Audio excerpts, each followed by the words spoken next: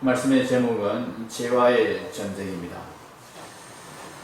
가나안 전쟁은 상징성이 굉장히 강한 전쟁입니다. 이제 이스라엘 나라가 전쟁을 가나안 전쟁만 한 것이 아닙니다. 사울 왕 때도 전쟁을 했고 다윗 왕 때도 전쟁을 했습니다. 근데 이런 전쟁들의 양상과 가나안 전쟁의 모습은 사뭇 다릅니다. 다른 전쟁들은 하나님께서 진멸하라고 하신 일이 없습니다. 그런데 가나안 전쟁만큼은, 가나안 정복 전쟁, 최초의 전쟁만큼은 진멸하라는 명령을 너무도 분명하게 주셨고 또 그것을 강조하고 계시는 전쟁입니다.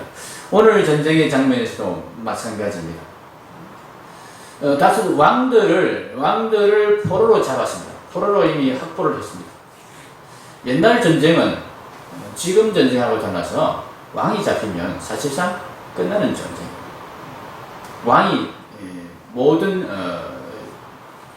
백성들의 생명을 보호하는 일을 책임지고 있는 것이 옛날 왕들의 가장 중요한 임무였습니다.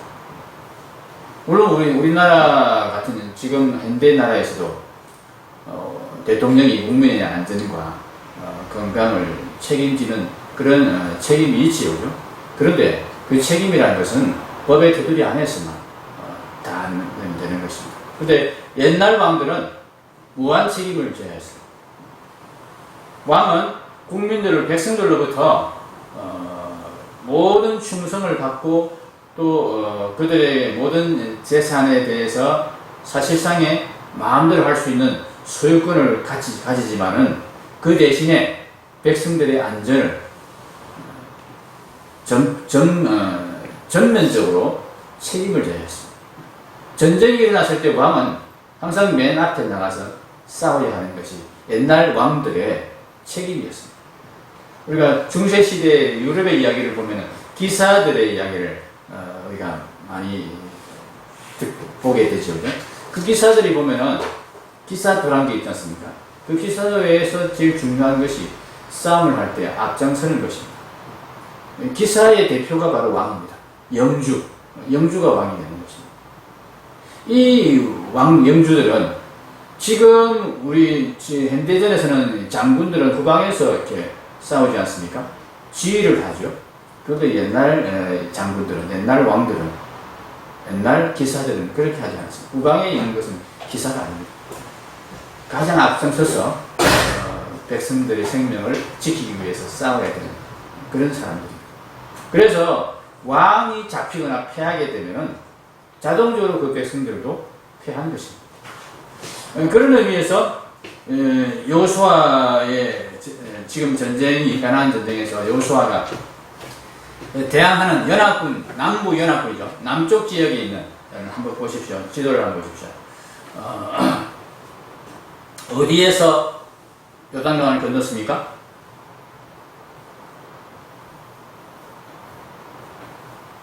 화살표가 나와 있는데 컨닝을 하시면 됩니다. 어디에서 요단강을 건넜습니까? 예, 시띠. 바로 사해 입구죠. 사해 입구. 간격 넓죠? 거의 사해, 이 비가 많이 올 때는 이렇단 얘기입니다. 비가 많이 올 때는 거의 이 넓이가 이 사해의 넓이만큼, 호수 넓이만큼 그런 넓은 이 지역을 건넜습니다. 6km. 6km 건넜습니다. 그렇게 해서 여리고를 점령하고 아이성을 점령한 다음에는 후방으로 약간 후퇴해서 여기를 거점을, 길갈이라는 것을 거점으로 삼아서 여기에 진지를 구축했습니다. 여기서 전쟁을 이제 가나안 전역에 대한 전쟁을 준비했던 것입니다. 그리고 길갈에서 이제 진지를 만들고 준비하고 있는데 기브온이 이제 가짜 화친을 이스라엘과 맺게 되죠, 그죠? 그런 상황에서 기브온이라는 가나안 족속들이 배반자 먼저 처단해야 된다 하면서 기브온을 치러 가나안의 여러 이 헤브론 왕, 또 라기스 왕, 에그론 왕 이런 왕들이 연합을 해가지고 기브온을 치러 왔습니다. 이 소식을 기브온이 길갈에 있는 여호수아 군대에 전한 것입니다. 여호수아가 밤을 새워서 달렸습니다. 기브온을 구하기 위해서.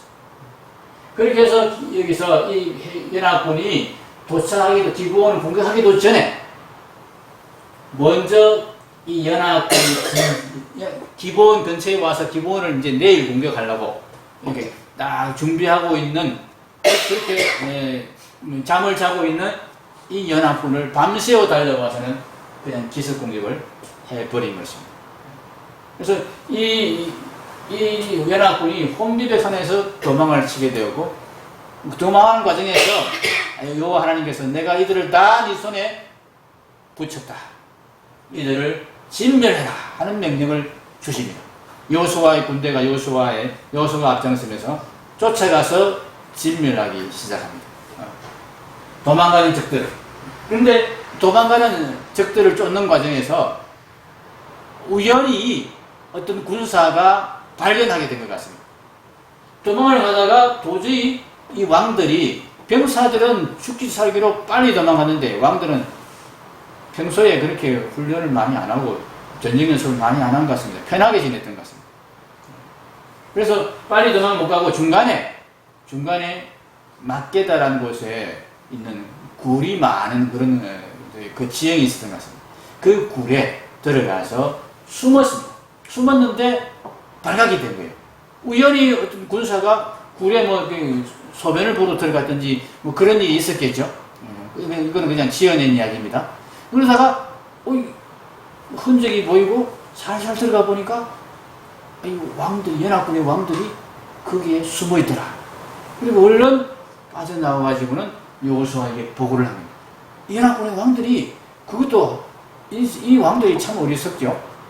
모여서 나서동들이 다 모여가지고 우리는 죽으면 같이 죽고 살면 같이 산다 이랬던 모양입니다. 다 한꺼번에 모여가지고 그 굴에 그렇게 있다가 발각이 되어서 굴을 그냥 돌로 막아버리고 딱 꼼짝 못하게 그냥 가둬놓고는 이제 나머지 군사들을 치료합니다. 왕을 잡으면 사실상 승패는 끝난 겁니다. 그런데 하나님이 이 전쟁을 진멸의 전쟁으로 명하셨기 때문에 여호수아는 계속해서 추격하라, 나머지 장당들을, 군사들을 추격하라고 그렇게 명령을 합니다. 19절을 보십시오. 오늘 우리가 읽은 본문 19절. 여호수아가 이르되 18절부터 보겠습니다. 여호수아가 이르되 굴러기에 큰 돌을 굴려 막고 사람을 그 곁에 두어 그들을 지키게 하고 왕을 이제 확실하게 잡아버렸습니다. 포로로 잡아서 굴어기를 딱 막아버렸으니까 꼼짝 못합니다. 그런데 거기에서 그치지 않습니다. 너희는 지체하지 말고 너희 대적이 뒤를 따라가 그 후군을 쳐서 그들이 자기들의 성읍에 들어가지 못하게 하라. 나머지 군사들도 지체하지 말고 따라가라. 아마 의견들이 있었던 것 같습니다. 왕 잡아서는 이제 전쟁해도 되겠습니다. 굳이 우리 이겼는데, 이렇게 생각하는 생각들이 이스라엘 군사 내에도 있었던 것입니다. 여호수아가 아니다, 지체하지 마, 더 빨리 달려가서 도망가는 군사들을 진멸해야 된다. 이것이 하나님의 명령이다. 이렇게 말씀하시는 것입니다. 어찌 보면 좀 잔인한 것 같습니다. 그렇죠? 도망가는 적군을 굳이 그렇게 길을 쓰고 쫓아가서 죽여야 되는가? 이미 이겼는데, 물론 나중에 이게 다시 군사를 모아서 대항할 그런 것이 염려가 돼서 그럴 수 있습니다만은, 왕들을 다 잡았으면 당분간은 그럴 염려가 전혀 없습니다. 그죠? 왕들을 다 잡아버려요. 그런데 하나님의 명령이기 때문에 적군들을, 대적들을, 후군을 쫓아가서 진멸하는 전쟁을 하게 되는 것입니다. 우리가 특히 가나안 전쟁을 보면은 하나님이 진멸하라는 말씀을 반복해서 하고 있습니다. 또 진멸했다는 기록을 반복해서 우리에게 보여주고 있습니다. 심지어는 어린아이까지 진멸했다 하는 그런 것을 우리가 추측할 수 있는 제목들입니다. 아니, 어린아이들이 무슨 죄가 있다. 예. 하나님의 명령이기 때문에 그렇게 한 것입니다. 하나님께서 그 땅의 죄와의 싸움을 가나안 전쟁으로 그렇게 규정하셨기 때문에 그렇게 되는 것입니다. 그럼 가나안 전쟁이 죄와의 전쟁입니다. 오늘 말씀의 제목이 죄와의 전쟁이죠. 죄와의 전쟁. 죄와의 전쟁은 진멸해야 하는 전쟁입니다. 하나님은 우리에게 죄와의 전쟁만큼은 진멸하는 전쟁으로 치러야 한다 하는 것을 가나안 전쟁을 통해서 분명하게 보여주셨습니다. 왜 가나안 전쟁을 죄와의 전쟁으로 하나님께서는 선포하시고 진멸하라고 하시는가? 진멸하라고 하시는가? 죄가 그만큼 지독하고 무섭기 때문에. 죄라는 것이 단순히 한번 굴복시키고 이겼다고 해서 끝이 나는 문제가 아니기 때문에 그렇습니다.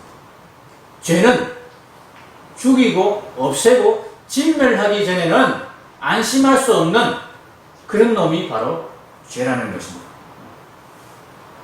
하나님께서는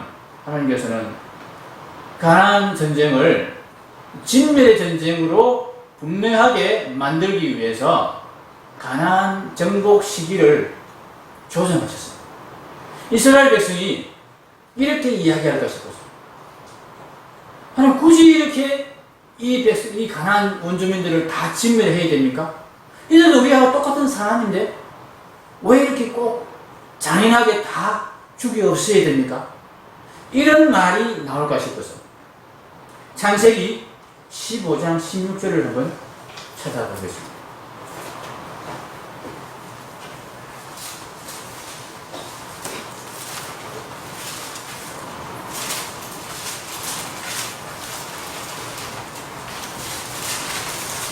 성경 맨 처음 성경이죠. 구약 성경 맨 처음 창세기 15장 16절 같이 읽겠습니다. 창세기 15장 16절입니다.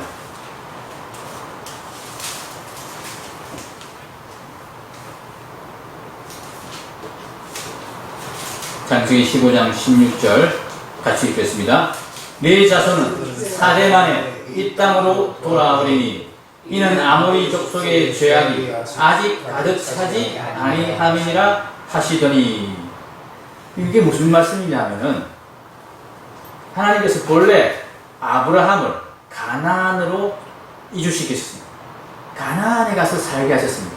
그런데 이 가나안 땅에서 이스라엘 족속이 애굽으로 들어갈 것이다 하는 예언을 하나님께서 주시는 것입니다. 그리고 애굽에서 400년이 지난 다음에 다시 이 가나안으로 되돌아올 것이다. 그 이야기를 하시는 것입니다. 왜 그렇게 해야 되느냐? 왜 그렇게 해야 되느냐? 내가 너와 너의 후손에게 이 가나안 땅을 내가 유업으로 주었다. 그런데 지금은 당장 줄 수 없다. 왜 줄 수 없느냐? 아직 이 가나안 땅에 살고 있는 원주민들의 죄악이 가득 차지 않았기 때문이다. 그들의 죄악이 가득 차지 않은 상태에서 그들을 다 정복하고 진멸시키고 그리고 가나안 땅을 이스라엘 백성에게 주게 되면은 이스라엘 백성들 자체가 그것을 납득하지 못합니다. 이 가나안 땅의 백성들을 다 진멸해야 될 이유를 그들이 납득하지 못합니다. 이들 중에 착한 사람도 있고 심지어 이들 중에 하나님을 아는 사람도 있고 하나님을 믿겠다고 하는 사람들도 많은데 하나님 왜 이들을 다 쫓아내고 우리가 이 땅을 차지하는 것이 정당하지 않아 보입니다. 하나님. 이런 생각을 이스라엘 백성들이 하게 될까 같습니다. 가나안 전쟁을 하나님께서는 죄와 싸울 때 이렇게 싸워야 된다 하는 비유로 상징으로 그렇게 눈으로 실물로 이렇게 보여주시기 위해서 가나안 전쟁을 준비를 하셨는데, 사실 가나안 전쟁이 그냥 표면으로 드러난 단순한 전쟁 그 자체가 아니에요. 죄와 싸울 때 어떻게 싸워야 되느냐, 죄와 싸울 때 어떤 일이 일어나느냐, 이것을 가나안 전쟁을 통해서 하나님께서는 하나 보여주시기 위해서 준비하신 전쟁이 가나안 전쟁입니다. 그런데 그 전쟁에서 상대방이 죄와의 전쟁을 하고 있는데 상대방이 그렇게 악해 보이지 않고 진멸해야 될 그런 타당한 이유가 없어 보이는 상태라면은 우리가 어떻게 되겠습니까? 우리가 죄와의 전쟁을 어떻게 이해하겠습니까? 그렇게 필사적으로 해야 된다. 죄가 그렇게 무서우니까 반드시 진멸해야 된다. 이런 생각을, 이런 인식을 못하게 될 것입니다. 하나님이 괜히 심술 부리는 것 같고, 하나님이 너무 잔인한 것 같고, 이런 생각으로만 가나안 전쟁을 대하게 되면은 우리가 죄와의 싸움에 경각심을 가지지 않고, 죄와의 싸움을 크게 여기지 않고, 심각하게 여기지 않을 것이기 때문에 하나님은 가나안을 정복하게 만들기 위해서 가나안 땅에 죄가 가득 차도록까지 기다리신 것입니다.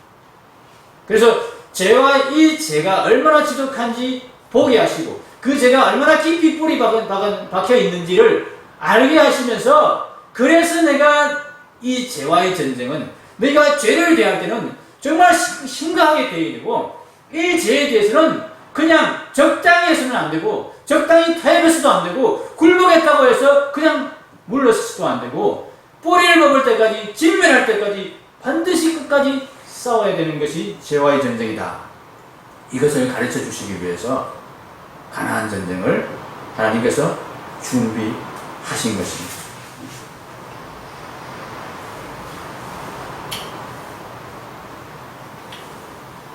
우리가 하나님 말씀을 들을 때 하나님 말씀이 왜 이렇게 죄를 지적하는 말씀이 많은가?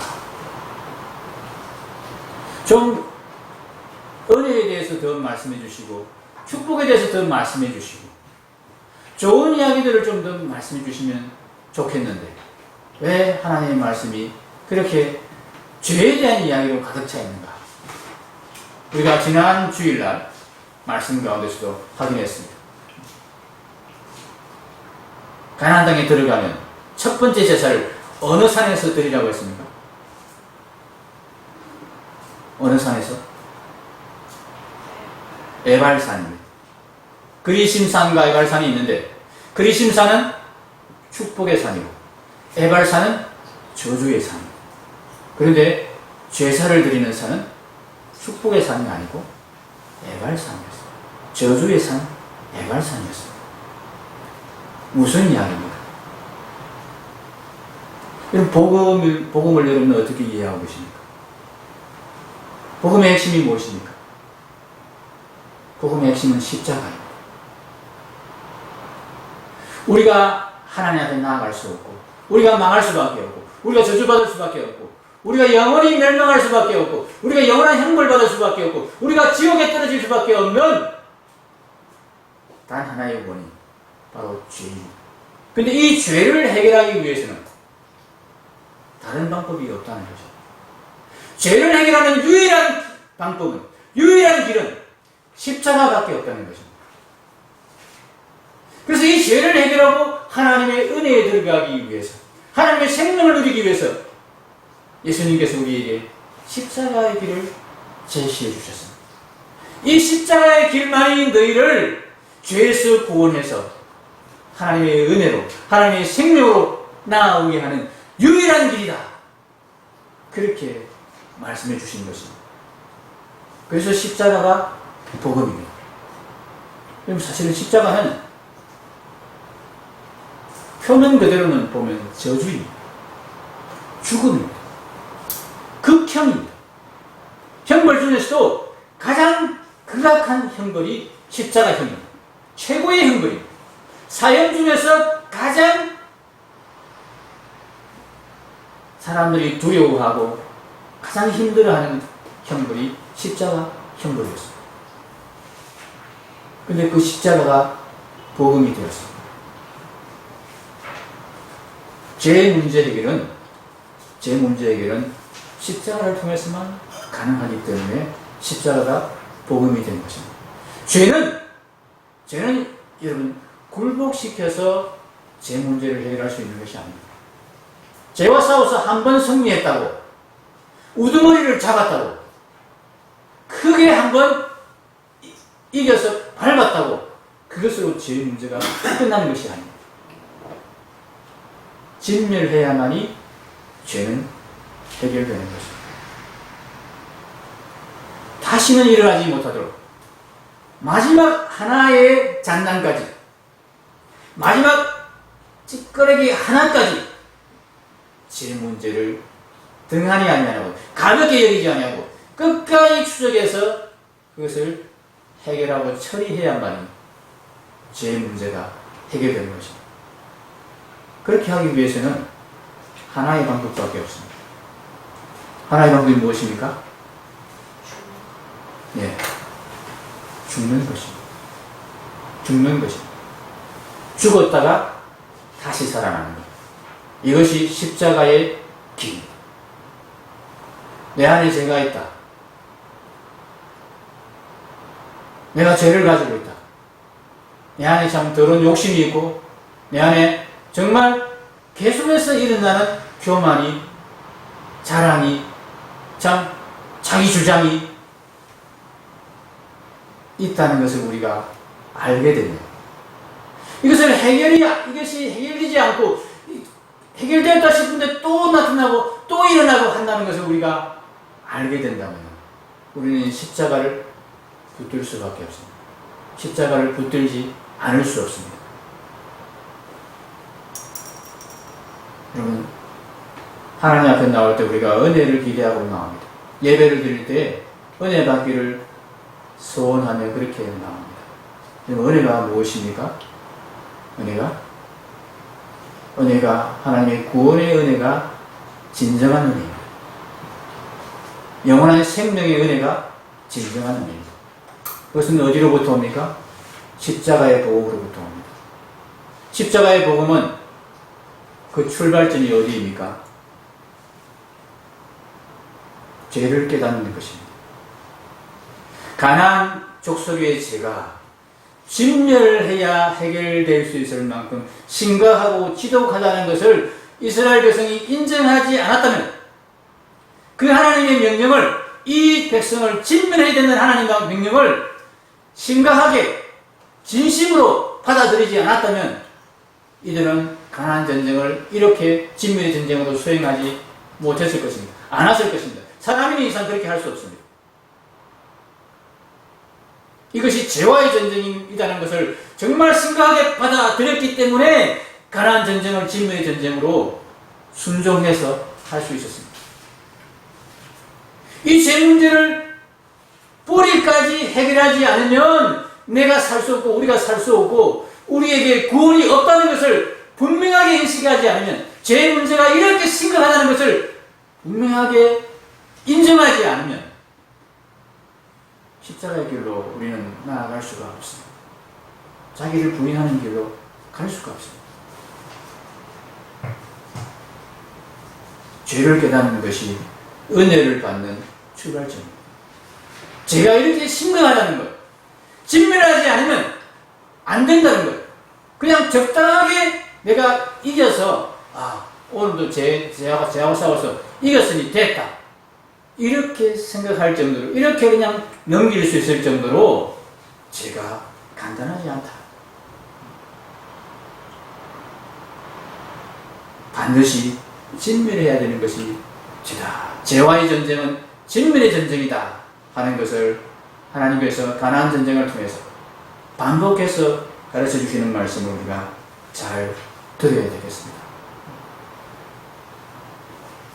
은혜를 받는 것은 죄를 깨닫는 데서부터 출발합니다. 죄가 얼마나 지독하고 심각한지를 내가 인정하고 인식하게 되는 것에서부터 우리가 구원의 은혜를 누리게 되고, 구원의 은혜로 십자가의 길로, 십자가의 복음을 정말 절실하게 붙들게 되는 출발점이 됩니다. 이를 위해서 우리가 말씀을 읽는 것입니다. 이것 때문에 우리가 말씀을 듣는 것입니다. 우리의 죄가 얼마나 깊이 뿌리 박혀 있는지, 우리의 죄가 얼마나 지독한지, 이것을 계속 말씀을 통해서 확인하고 되새기고 인정하고 자백하는 일이 은혜의 방편입니다. 은혜를 받게 되는, 은혜의 십자가를 굳게 붙들게 되는 유일한 길입니다. 이것 없이는 여러분 그냥 복 받으세요. 하나님이 잘해주십니다. 하나님이 뭐든지 하나님이 자비로 우리를 대하시고 하나님이 우리를 사랑으로 대하십니다. 이런 말만 들어가지고는 우리는 결코 은혜에 들어갈 수 없습니다. 은혜에 들어갈 수 있는 유일한 출발점은 죄를 깨닫는 것이고, 죄를 깨달은 자들이 십자가를 굳게 붙들 때에만 하나님의 은혜에 들어갈 수 있다는 것을 기억하십시다.